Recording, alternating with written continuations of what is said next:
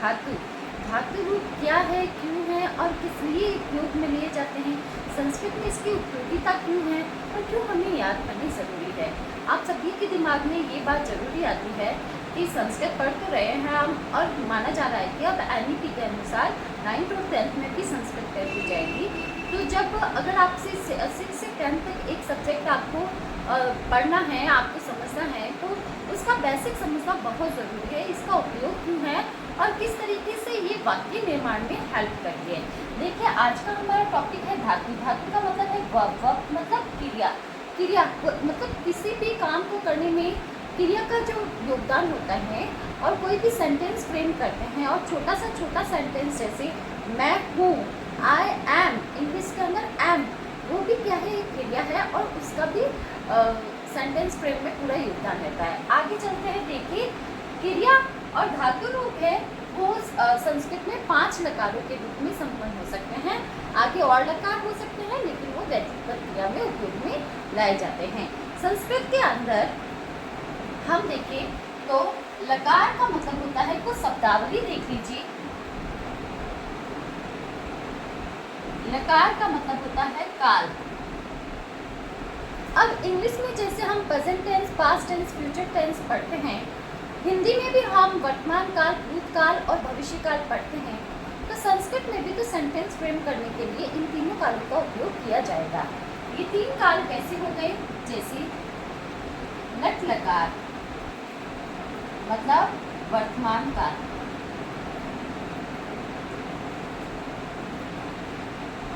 Lit लकार मतलब भविष्य काल,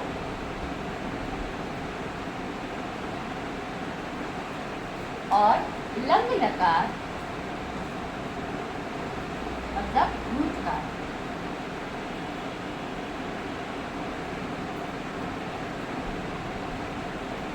तो आपने आज पहचाना कि लट लकार को वर्तमान काल कहते हैं, वर्तमान काल को संस्कृत में क्या कहते हैं, लट लकार। जो बेसिक है, जो 6 में नए आए हैं और जिनको बहुत कंफ्यूज रहता है, कंफ्यूजन है, वो इस एक क्लास से ही सब कुछ सीख सकते हैं। लिट लकार का मतलब हो गया भविष्य काल। इवन मुझे पता है कि 7th 8th के स्टैंडर्ड के बच्चों को भी अभी तक इन चीज़ों के बारे में नॉलेज नहीं है। लंग लकार का मतलब भूतकाल। आगे देखते हैं कि इनका ग्रुप कैसे चलता है और पर्टिकुलर सब्जेक्ट के साथ पर्टिकुलर वर्ब लगती कैसे है, क्योंकि जब चैप्टर रीड किया जाता है तो कहीं पर पठती आ रहा है, कहीं पर पठंती आ रहा है, कहीं अपठत है तो कहीं पठिष्यति है और कहीं पर पठामी है, कहीं पर पठिष्यामी है। तो इस तरीके से क्यों चेंज होते हैं, किस सब्जेक्ट के साथ कौन सी वर्ब लगती है, ये सारा कंफ्यूजन इस आज की क्लास से हम दूर करेंगे। बस ये है कि आप इस क्लास में एंड तक जुड़े रहें। देखिए, संस्कृत में लकार हो गए 3, काल हो गए 3। अभी हम 3 कालों का परिचय प्राप्त करेंगे।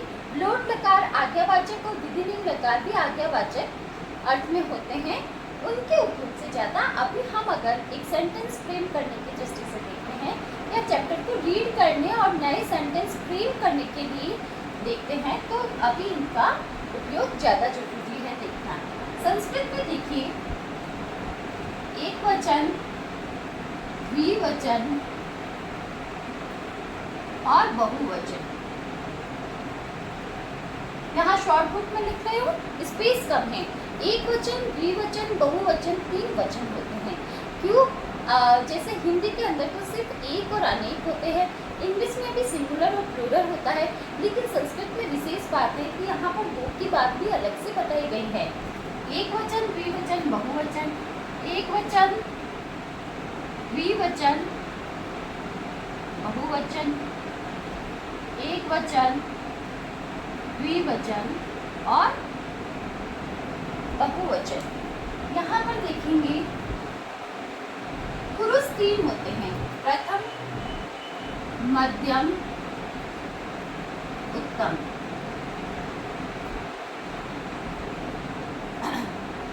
प्रथम पुरुष, मध्यम पुरुष, उत्तम पुरुष। अब यहाँ पर पुरुष का मतलब हो गया सब्जेक्ट। सब्जेक्ट क्या है, जैसे आगे देखते हैं। अब देखो, धातु रूप अगर चलाते हैं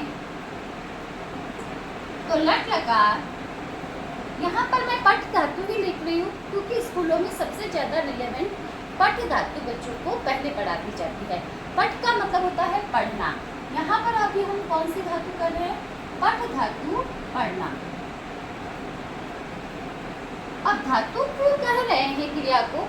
क्योंकि धातु का मतलब है मूल में क्या है। अब पठ धातु से पढ़ना, पढ़ेगा, पढ़ा जाएगा, पढ़ मतलब इन सभी शब्दों में मूल में पठ है। जिस प्रकार एक सोना धातु है और उससे अलग अलग ऑर्नामेंट्स बन रहे हैं, कंगन, हार, अंगूठी, और हम उसमें मूल में कहते हैं क्या धातु है? सोना। तो उसी प्रकार से धातु क्या होती है? मूल होती है। पठ धातु का मतलब हो गया पढ़ना, राइट। और यहाँ पर देखते हैं आगे पठती, पठतः, पठन्ति, पठसि,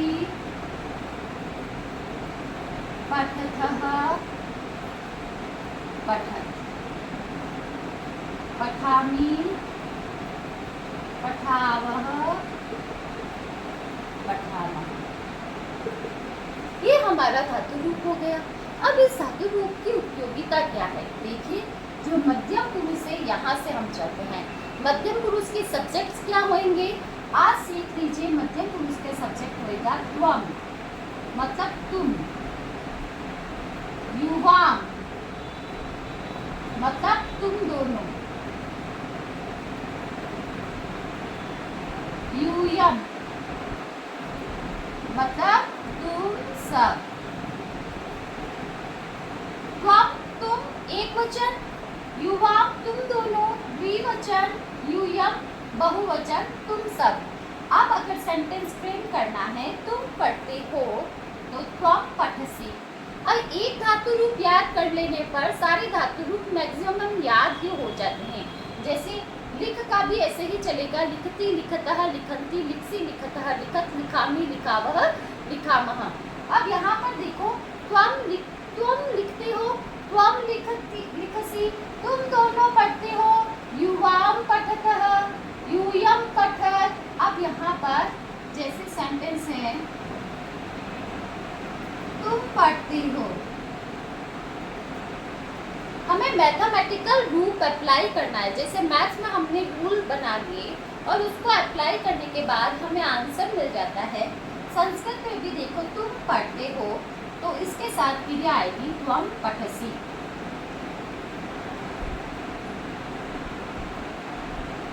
तुम दोनों पढ़ते हो, युवाम पठतः।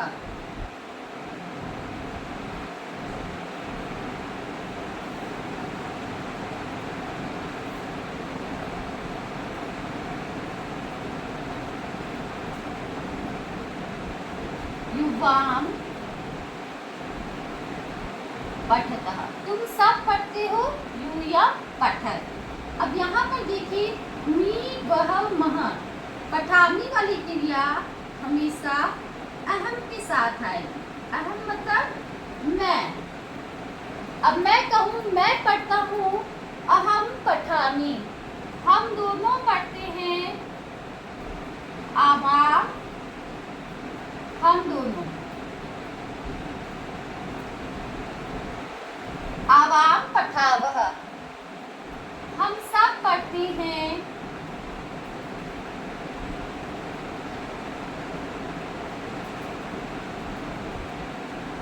हम सब को करेंगे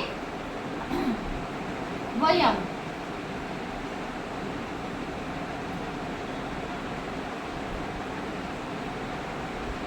अगर आप फ्रेशर्स हैं और आपको इसके बारे में नॉलेज नहीं है, मैं आपसे 100% कहती हूँ कि आप एक कॉपी, रफ कॉपी लेकर बैठिए और इस तरीके से आप इसको नोट करिए कि धातु का उपयोग, धातु रूप का उपयोग किस तरीके से लिया जा रहा है, किस तरीके से पर्टिकुलर धातु के साथ फिक्स करता है। अब पठसी मध्यम पुरुष एक वचन की क्रिया हमेशा त्वम सब्जेक्ट के साथ ही लगेगी।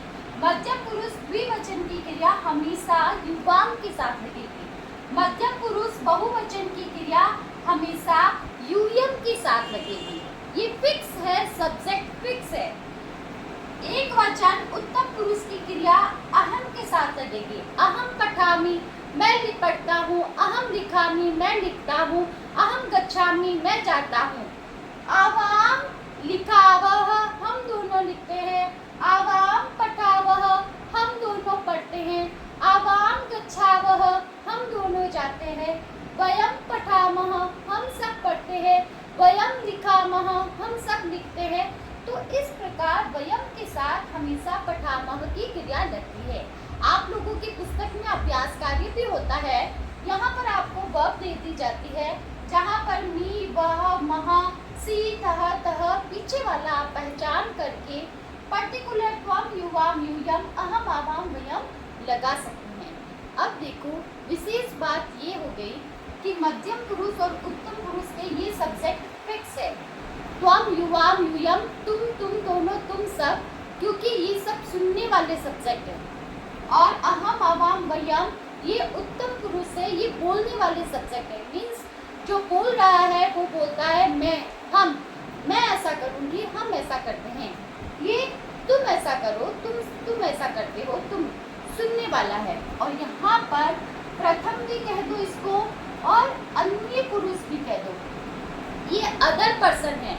और प्रथम पुरुष के अंदर इनके अलावा दुनिया में जितने भी सब्जेक्ट होंगे वो सारे इसमें जाएंगे, चाहे वो सर्वनाम शब्द है पुल्लिंग का। सह, देखो सह मतलब ही और सा मतलब शी। वह, ही के लिए आता है ही के लिए आता है सह और शी के लिए आता है सा, है ना। और हिंदी में हम वह, चाहे पुल्लिंग है चाहे स्त्रीलिंग है, उनको हम वह ही बोलते हैं। वर्ब चेंज हो जाती है। वह पढ़ती है, वह पढ़ता है। वर्ब के अनुसार हम लिंग पहचान करते हैं। जबकि यहाँ पर जो सर्वनाम, जितने भी संज्ञा सर्वनाम शब्द है वो सारे शब्द प्रथम पुरुष का कंटेंट है। जितने भी संज्ञा सर्वनाम शब्द है, यहाँ पर मैं लिख देती हूँ, जितने भी संज्ञा सर्वनाम शब्द है, अब चाहे वो अश्वः, अश्वौ, अश्वा है, गजः, गजौ, गजा है, चाहे सूचिका, सूचिको, सूचिका है, वो कितने भी सब्जेक्ट है, चाहे सह, तौ, ते, सा, ते, ताहा। सह मतलब वह, वे दोनों और वे सब। और कोई भी नाम, कोई भी संज्ञा आ गई, कोई भी संज्ञा, कोई भी संज्ञा, कोई भी हो सकता है, कोई भी संज्ञा सर्वनाम शब्द प्रथम पुरुष के अंदर जाएगा। जैसे वह पढ़ता है, सह पठति, वह पढ़ती है, सा पठति, राम पढ़ता है, रामः पठति, वह, वे दोनों पढ़ते हैं पुल्लिंग में, तौ पठतः, वे सब पढ़ती है स्त्रीलिंग में, ते पठतः। और आ जाए कि राम और श्याम दोनों पढ़ते हैं, रामः श्यामः च पठतः। वर्ब चेंज हो जाएगी, पठतः, रामः पठती है और रामः श्यामः च पठती, राम और श्याम द्विवचन हो गए, रामः श्यामः च पठतः। और अगर आ जाए वे सब पढ़ते हैं, ते पठन्ति, वे सब दौड़ते हैं, ते धावन्ति, वे सब लिखती है, ता लिखन्ति। और सीता, छात्राएं पढ़ती है, छात्राः पठन्ति, बालक, सारे बालक पढ़ते हैं, बालकाः पठन्ति, है ना। बालक लिखते हैं, बालकाः लिखन्ति, है ना। बच्चे विद्यालय जाते हैं, बालकाः विद्यालयं गच्छन्ति। वचन जैसा होएगा वह पीछे चेंज हो जाएगी। एक वचन के सब्जेक्ट के साथ एक वचन की क्रिया, दो वचन के, द्विवचन के सब्जेक्ट के साथ द्विवचन की क्रिया और बहुवचन के सब्जेक्ट के साथ बहुवचन की क्रिया। ये सारी थी वर्तमान काल की बात। अब सब्जेक्ट ये सारे सेम रहेंगे, सब्जेक्ट ये सारे सेम रहेंगे, रूप चेंज हो जाएगा। जैसे लिट लकार भविष्य काल है तो इसका रूप बनेगा पठिष्यति, पठिष्यतः, पठिष्यन्ति। पठिष्यसि,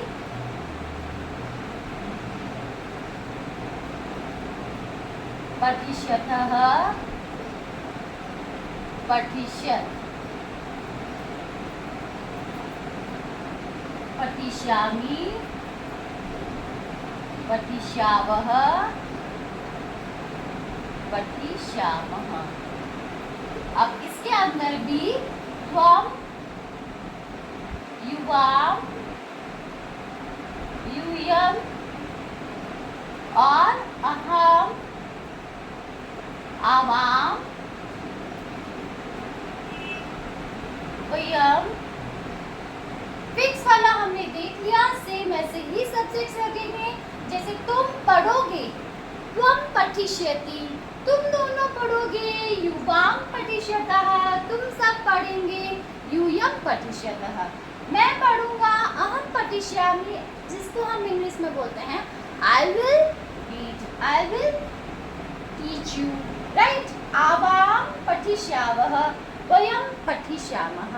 अब देखो, और इसके अंदर क्या आएंगे, जितने भी संज्ञा सर्वनाम शब्द बच गए हैं वो सारा इसका सब्जेक्ट होएगा। ये वाले फिक्स सब्जेक्ट हो जाएंगे, ये वाले फिक्स है, और इसके अलावा जो भी है वो इनके अंदर चला जाएगा। अब उसी तरीके से लंग लकार का रूप चलेगा। अपठत, अपठताम, अपठन, अपठः, अपठतम, अपठत, अपठम, अपठाम, अपठाम। स्पेस नहीं है। भूतकाल का प्रयोग, जैसे मैंने पढ़ा, अहम अपठम, हम दोनों ने पढ़ाई की। आवाम पठाव, आवाम अपठम, अपठाव, और हम सब ने पढ़ाई की, वयम अपठमः, राइट, अपठम। तो इस प्रकार से ये रूप संपन्न अपठम, अपठाव, अपठाम, ये रूप संपन्न होंगे। अब यहाँ पर एक दो क्वेश्चन आप लिखिए, और प्रश्न है जैसे मैं विद्यालय जाती हूँ,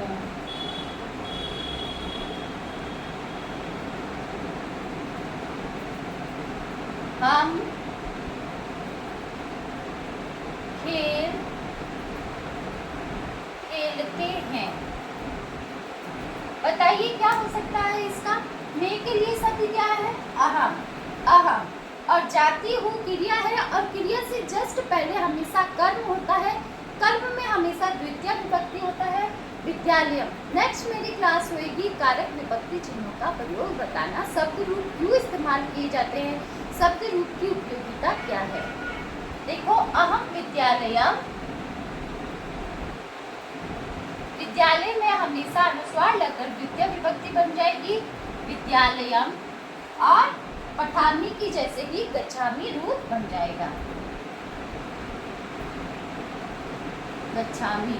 अब अगर कहे कि मैं विद्यालय गई, अहम विद्यालयाम अगच्छम, अगच्छम, और मैं विद्यालय जाऊंगी, अहम विद्यालयम गमिष्यामि, गमिष्यामि। थोड़े आपको रूप याद करने पड़ेंगे। अब मैंने अगर किसी भी काम को हम करने के लिए तब तक उद्यत नहीं होते जब तक हमें उसमें कोई फायदा नहीं हो। अब धातु रूप और शब्द रूप को याद करने में आपको फायदा है, क्यों? क्योंकि सारे सेंटेंस फ्रेम इसी से ही होता है। तो इसी फायदे को ध्यान में रखें। कम से कम 4-5 धातु रूपों के 3-3 लकार और कम से कम 5-6 शब्द रूप स्त्रीलिंग, पुल्लिंग, नपुंसकलिंग के आपको याद होने बेहद जरूरी है संस्कृत को अच्छे से समझने के लिए।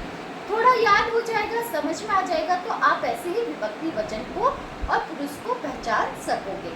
तो ये मेरी क्लास आपको कितनी हेल्पफुल रही। जैसे हम खेल खेलते हैं, हम के लिए शब्द है वयम, खेला, खेलते हैं के लिए खेलामः, वयम खेलम, खेलामः।